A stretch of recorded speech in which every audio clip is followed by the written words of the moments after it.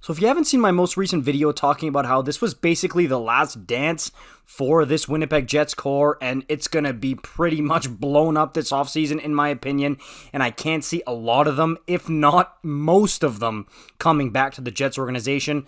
The Cliff Notes version of it is that Rick Bowness, post-game after the Jets got eliminated by Vegas, came out and ripped into the team in a situation where coaches mostly give lip service right after a team goes through a heartbreaking loss.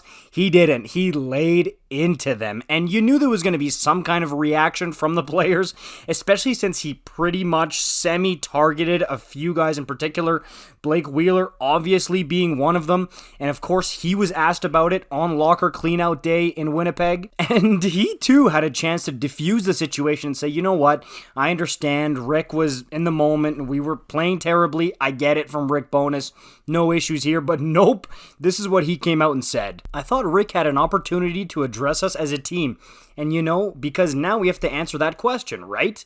He could have been honest with us. We could have had those discussions behind closed doors, so I didn't agree with how he handled himself after the game. Ooh, boy, so these two are button heads, and remember, Bowness is the guy who took the C off of Blake Wheeler's chest, and what I'm seeing online is a lot of people seem to be in Rick Bowness's corner and saying, yeah, well, this is more emotion than Wheeler showed all season, or, oh, Wheeler's not giving any effort, good on Bowness for telling it how it is, and I get that, right? I get a coach who, Rick Bowness was going to retire, and then he decided, you know what, I'm going to take this job, so he's just going free willy here, saying whatever he wants, and I get it. He's a vet who's been coaching in the NHL since like the 70s.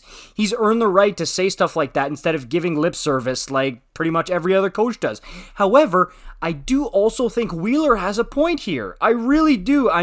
That's really embarrassing for them, and I get that they didn't play well. I get that they wanted to play better, but you're still talking about an NHL franchise here who came out here, made the playoffs. Not like they had a terrible season. And yes, there's tons of rumors circling about the culture in the dressing room and all this stuff.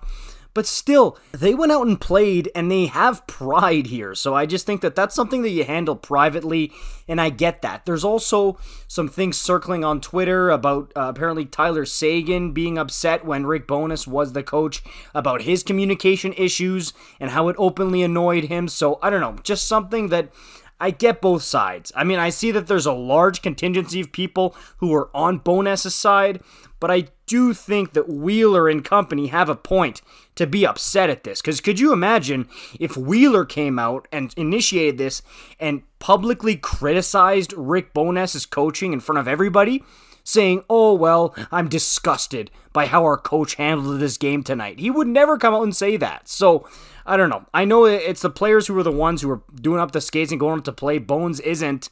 But still, imagine if it was the other way around, how this would be talked about. So, I do think he should have done it privately, but I get both sides. I do see it. Let me know what you guys think in the comments down below. I'll see you in the next one. Peace out.